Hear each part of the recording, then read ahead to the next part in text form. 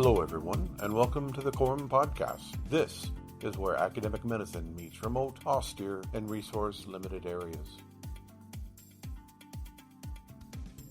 Welcome back to the program. This is Aebhric Kelly. This week, we are joined by Luca Alfatti, who is co-founder of the World Extreme Medicine Fund, a nonprofit, and he is an advanced paramedic from the UK. Luca, welcome to the podcast. Thank you very much, Aebhric, and thank you for having me on the Quorum Podcast. An absolute pleasure being here. So tell us a bit about yourself and what's keeping you busy. Where do I start?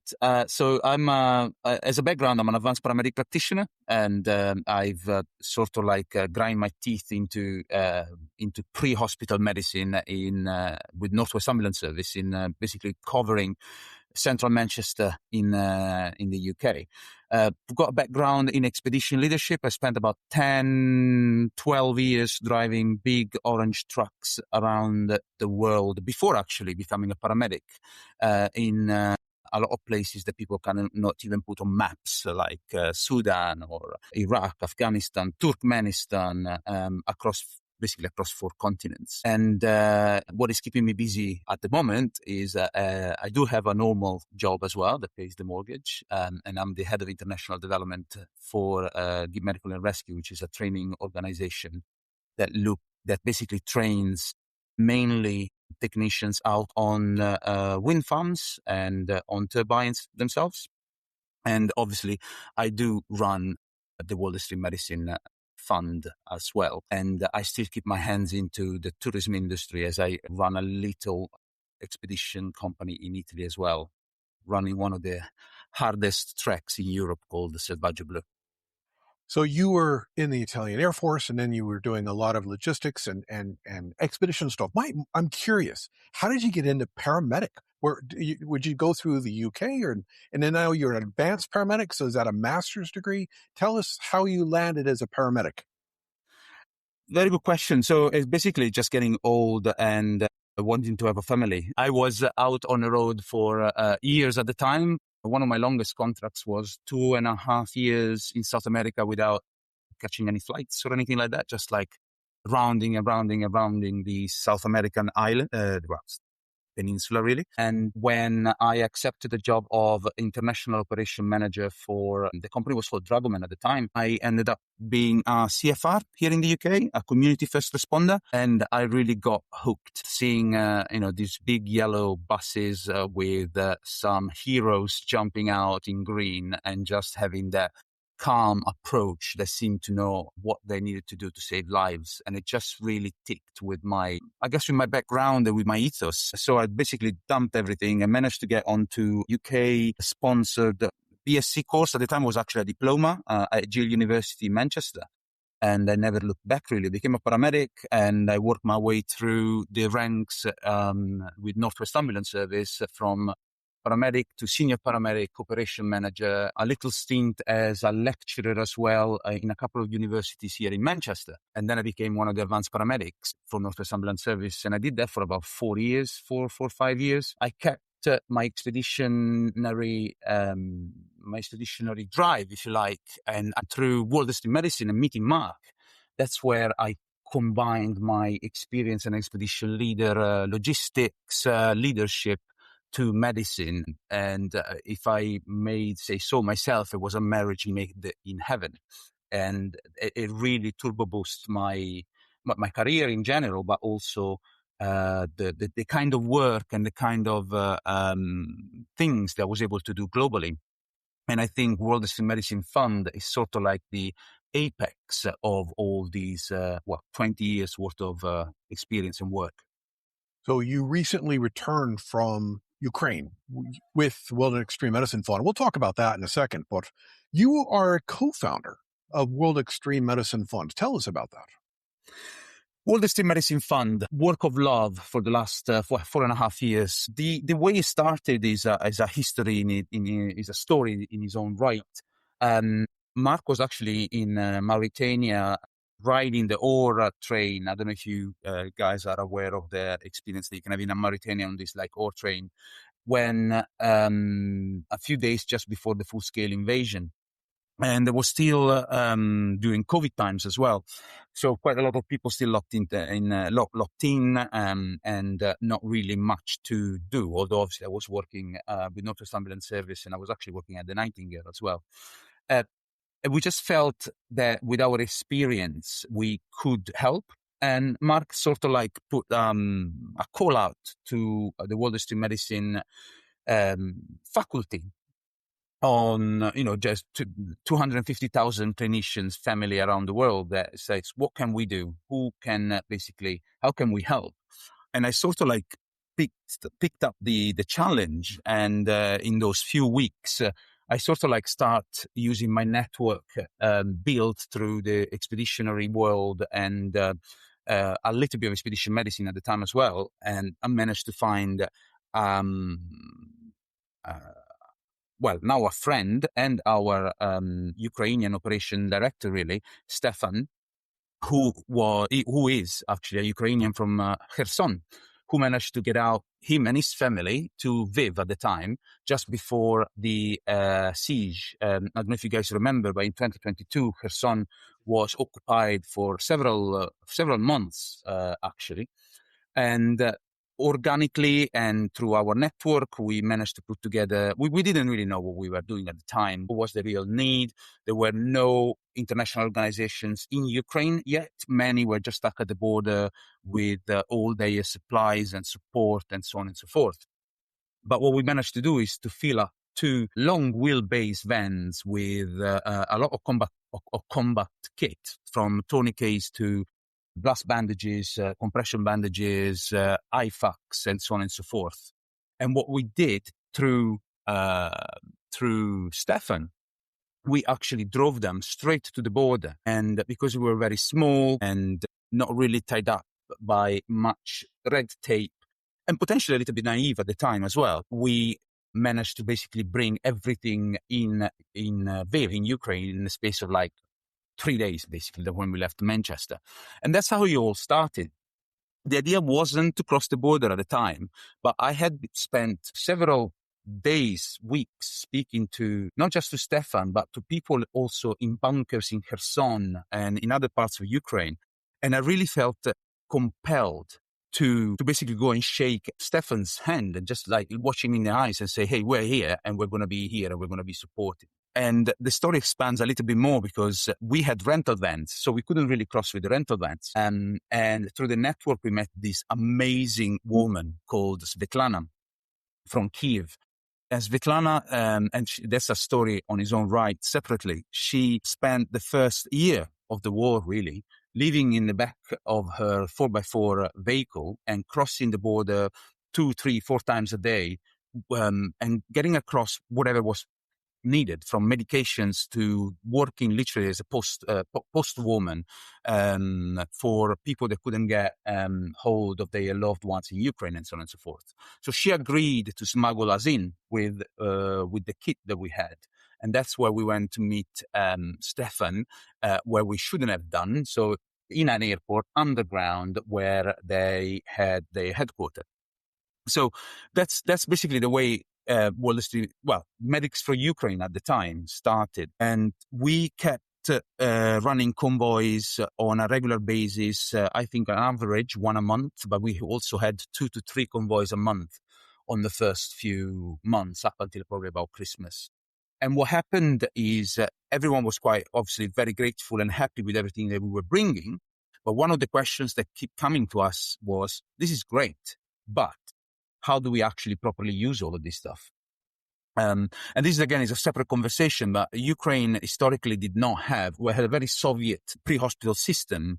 So basically scoop and go, and no paramedics or advanced clinicians in the community or pre-hospitally. So we started with I started actually, at the time I was crossing the border with Mark pretty much once a month, once every 2 months, training civilians in stop the bleed and basic combat casualty care training from 1 to 3 days, depending on the time and the skill set of the students. We sort of like expanded that as we kept doing the training. So we started Lviv, Kiev, Bucha, Zhytomyr, we just were in a different location every single time we were going in. And organically, what happened is that they became, obviously other organizations were doing this as well. And we got by the medical part of the military, if you like, and we've been asked to start training some of their units as well in initially again combat casualty care, and all of this evolved in what we just been training in the last probably 12 months into one of probably the most advanced prolonged casualty care courses out there, specifically designed with Ukrainian clinicians, specifically based on the injury pattern that they are seeing out there. And this has been, the approach has been of partnership. So we are learning from them when it comes to how the war is evolving, what the injury pattern is, and then together we adapt training and the way that we approach, obviously, casualty care, in the third millennium. So I'm passionate about prolonged casualty care, and you just had a recent deployment in Ukraine about PFC and PCC teaching. So what does the Ukrainian medic on the ground need to learn about prolonged casualty care? What is it that they need to enhance their skill set to save lives? That is a very good question, and I guess it's a very complex question as well in its own right, because basically what they've learned, we're in 4.5 years now, so 50 years of the war. They have been at this spear end, at the sharp end of these for 4.5 years. So Ukrainian medics, which actually unfortunately have a very quick and short lifespan, and it's something that needs to be acknowledged. They have basically adapted and initially at least made up what they could do with some very limited equipment. So we started with looking at what they had, and it's still very limited. There's not a huge amount of focus in medical supplies in Ukraine. So our training is being adapted to basically use very, very little. One thing that people don't understand, for example, is that there is no water quite often. So when we start speaking and looking at wound debridements and wound management and so on and so forth, we have to come up with some really clever ways of doing it without water, for example. So going back to your question, what do they need? They need a combination of which they're not going to get at the moment, of potentially more advanced medical equipment, but then becomes difficult to move because it can be heavy and clunky. And more, I think what we're focusing on anyway is not much just the point of injury, the stop the bleed side of things, but what after? What are we going to do now? Because we know we're going to be stuck here for hours, if not days on end. So it becomes nursing care. And I guess that's probably where we're going with this. What they need is advanced nursing care training to be able to then properly look after their patients for the hours or days that come after the point of injury. Does that answer your question? It does. Every time I return to Ukraine and teach the medics who are back from the front lines, it's all about dealing with a infection, injury, a wound for extended periods of time. And without fluid, we know evidence shows, Jennifer Gurney from the JTS, 9 liters of water to irrigate a really bad wound. And if they're not having that in the front lines, what can they do to improvise that? Or cooling a burn for 20 minutes with fluid that you don't have. So what I've found is they just have vast amounts of injuries that they stop the bleeding. Great. They got a tourniquet, or they're learning to readjust the tourniquet or downgrade the tourniquet to a pressure dressing. Awesome. Now what? They have limited water to irrigate that wound. They might have a combat wound pill pack. Great. But now what? And that's the question these guys are asking me. And it's tough to talk with them knowing what evidence shows, but they don't have that. And that's correct. And so it's a multifactorial approach. And every if you're obviously into this, into what's going on in Ukraine, there is always something new. For a while was actually, if you remember, the tourniquets and the fake tourniquets and so on and so forth. Then became the problem with tourniquet conversion, if you remember that as well. And this is still a topic because we're still working on old school TCCC, high and tight and leave it on, for example, which obviously doesn't work if you're stuck in a bunker for like 30 days, as it has happened in several occasions. To how do we then look and nurse this patient now that we have saved from imminent death, but we know we're going to be here for days on end. And all of these is part of a very complex approach that our iteration of the prolonged casualty care course, it changes on a regular basis.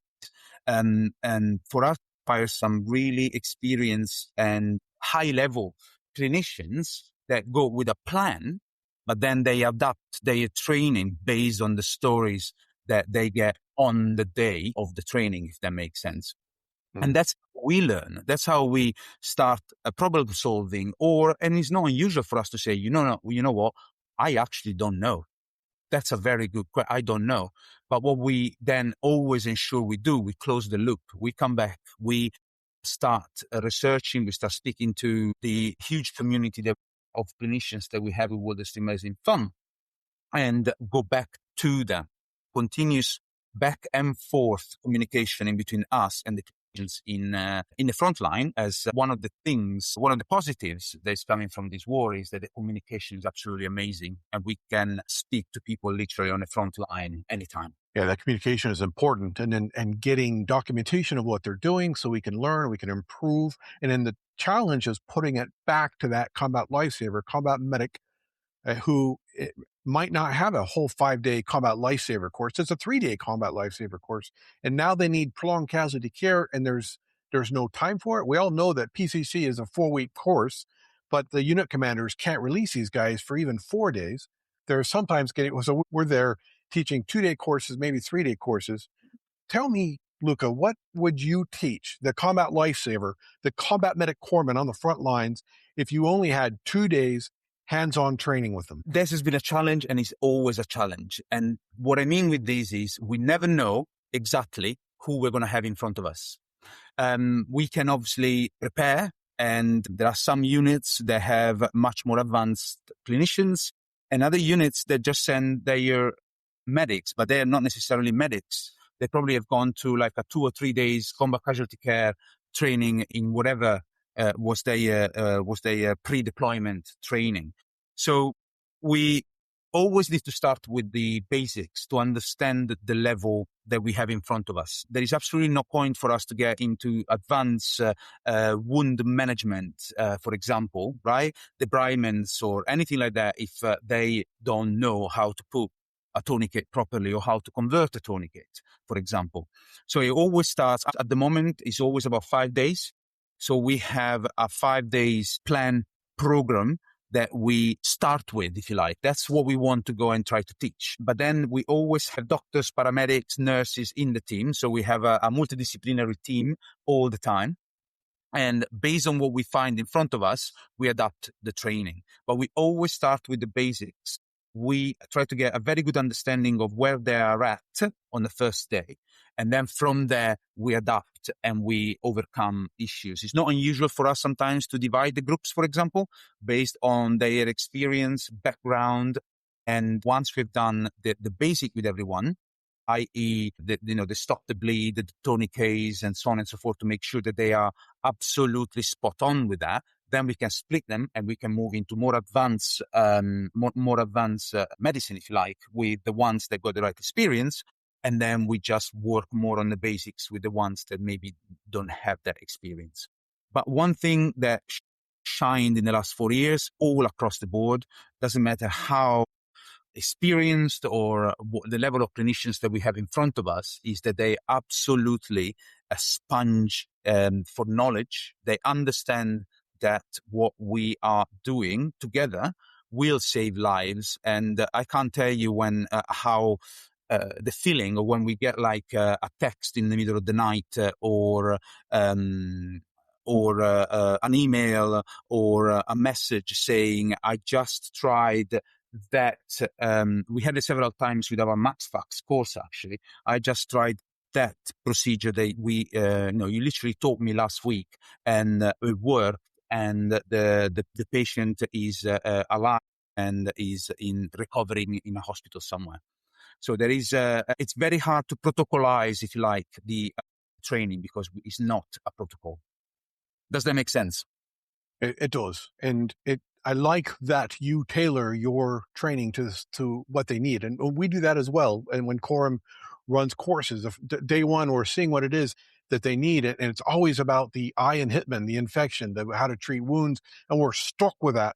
And we finally do get down to tubes and tidies and medication, or the rest of the hitman. But yeah, what is it they need? So we need to go in and listen to them. And it's, in all fairness, it's humbling to stand in front of these kids, these young people who are fighting. For me as a European, for us, all of us in Europe, they are fighting for this, and we need to give them the best training that they can get, and the equipment, of course, to save lives. You just said we need to listen, and I think that has been one of the things that we understood very, very early on. That classic historical approach of we know better, we know more, and this is how you do things. It does not work in Ukraine. There are very highly trained hospital clinicians, mainly when we speak about clinicians.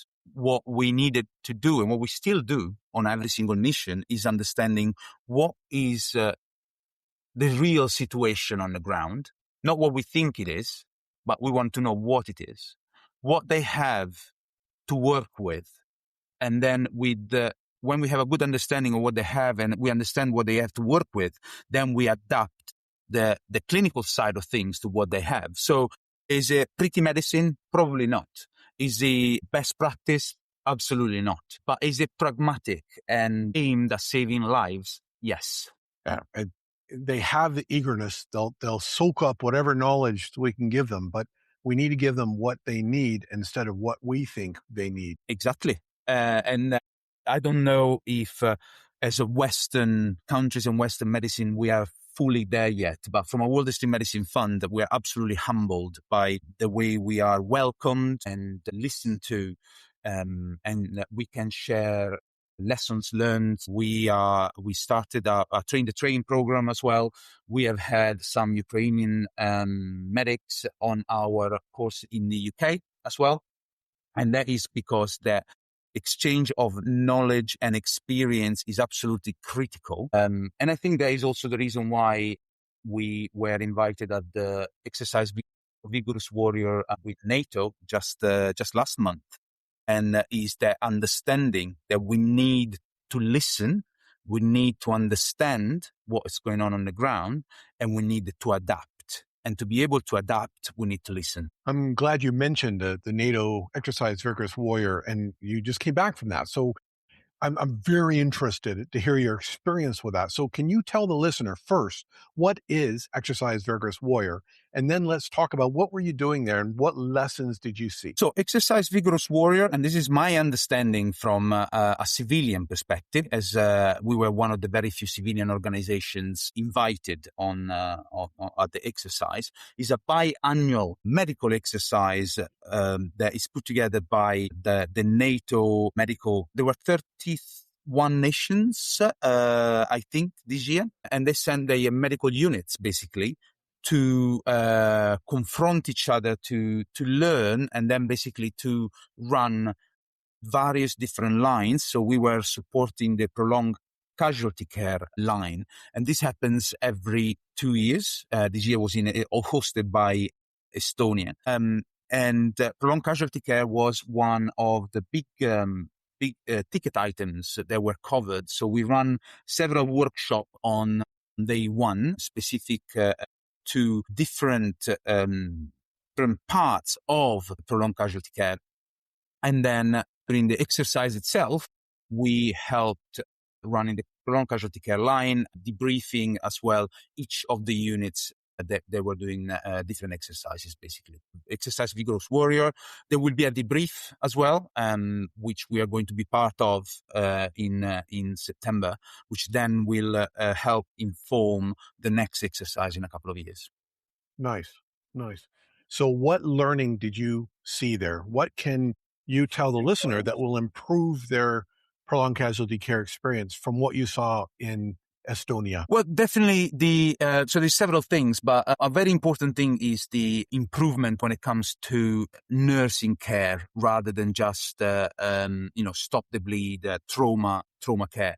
We're all very hot at that. We've got loads of lessons learned from Iran, Afghanistan, and so on and so forth, where we were able to get casualties within minutes sometimes to a field hospital, bastion in Afghanistan, and so on and so forth. But potentially that's, or most likely, that's not going to be the case should we get involved in, I call it modern warfare now, from what we're seeing in Ukraine. So improvement and pushing nursing care and prolonged casualty care is definitely up high on the list. Maybe not necessarily related to medicine itself, but another big thing that we are seeing and we are sort of like learning and working with the Ukrainians as well is the extrication. So there has been some huge innovation and rise life with land drones on how to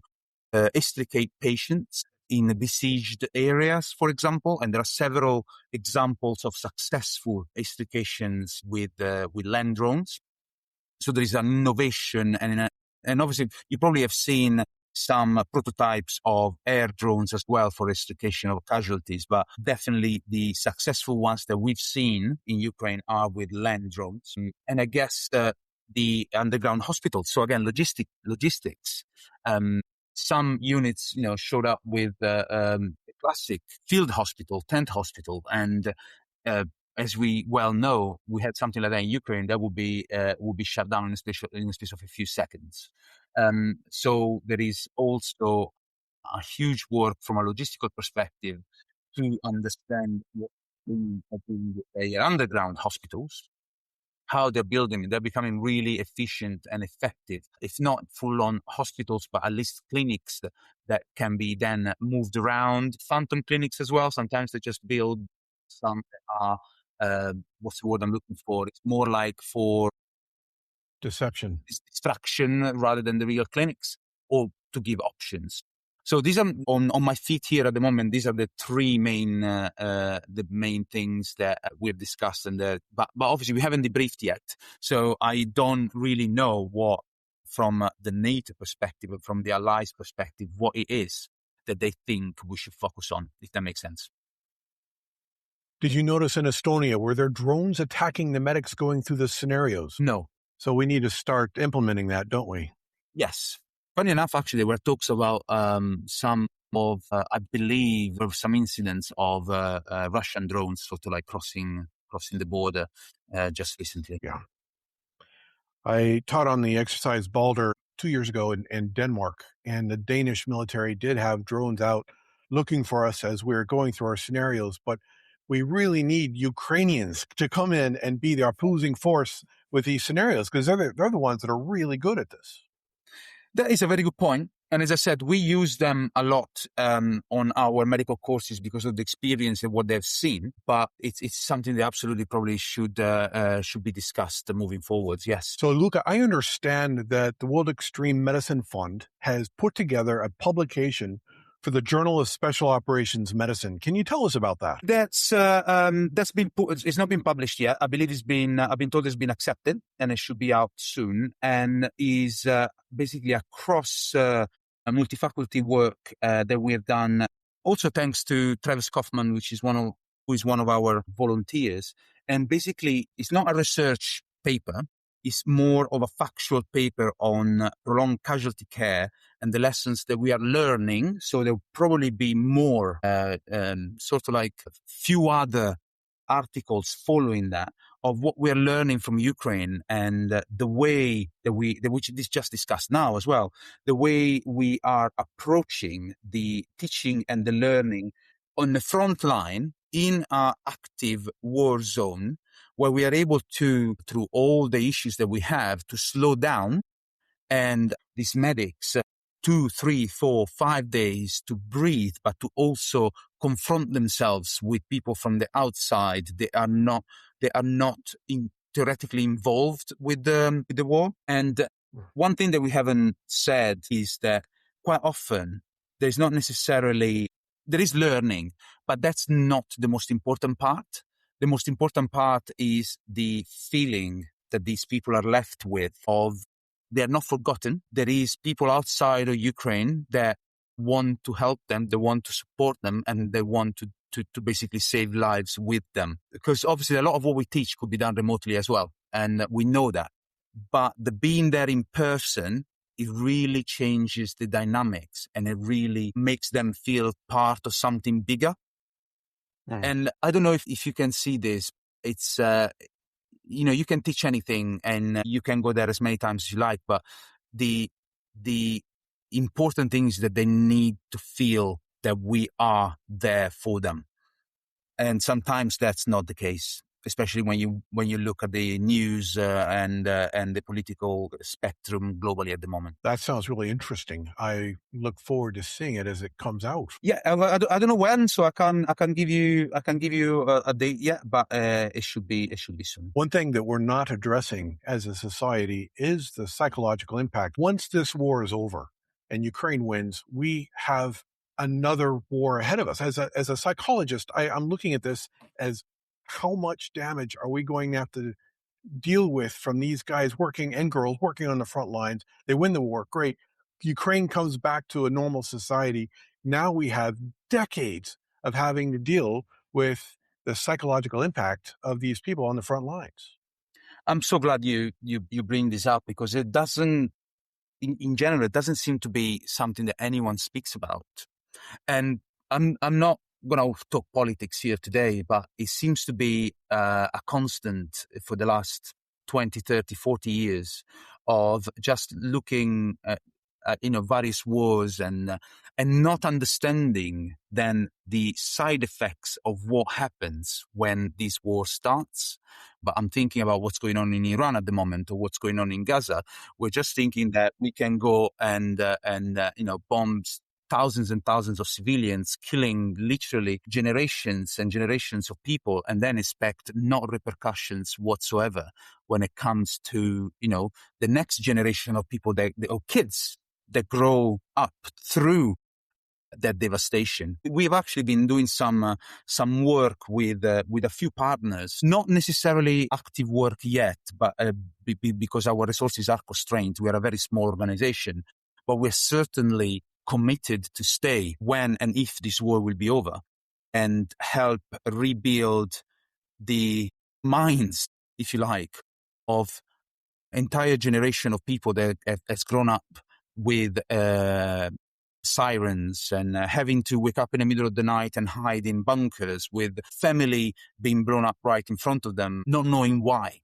Because at the end of the day, the civilians are always the ones that suffer, but they don't really understand why quite often are the decisions of politicians. Our college was in Ukraine before the second invasion, helping, and we're going to be there after this is over, because there's a whole new challenge in front of us as a European society to address this and heal. There is, and we should be there. And this is, again, not just for Ukraine, but they are fighting a battle that quite often feels is a battle for us as well. And we know it is. And we can close our eyes and say it's not. Is there a war? But we absolutely know that it is not. In a world that is so much more connected, never been more connected than before in history, we are trying sometimes to isolate ourselves as countries that just want to look after themselves, but we know that that doesn't work. We need to be able to work together. We need to be able to talk. We need to be able to create long-lasting relationships. And to be fair, one of the things I'm most proud of, should World Extreme Medicine Fund shut down tomorrow, is that we have built relationships that go above and beyond education and medicine, but we have friends and family. We call them family, some of them, for life. And we know that that is going to make a difference in the years to come. Indeed. Luca, my final question for you is this. What advice do you have for the new medic, the new nurse, the new doctor who is just starting out in their career in austere medicine? I'm going to speak as a paramedic here, but I know it's not just a paramedic thing, it's a nurse thing and quite often doctor's thing. Don't try to fit everything into a box. Protocols, and think that things can only be done one way, which is, at least for a paramedic's perspective, is, we like it black and white. I need to do it one way. How do I do it? And that's it. There is one thing we have learned is we need to learn to listen first, and then whatever it is that our plan was or is, have at least another 5 plans after that. Plan A, B, C, D, E, F, and maybe get down to Z. It's a very simple suggestion, but you will find that it's actually based on still old school educational teaching. Is not that simple to implement. That's good advice. And I really appreciate you having time this morning to be on our podcast. And it's amazing what you're doing in this world. Thank you for the path that you're walking. And thank you very much for helping us spread the word of what we're doing. And it's been an absolute pleasure being here today. This has been a presentation from the College of Remote and Offshore Medicine. If you would like to earn CPD credits for this podcast, you can join the Council of Members. Being a member of the college gives you free CPD credit, free access to our virtual field guide, and discounts on our e-learning courses. You can join the team on our college website at quorum.edu.mt.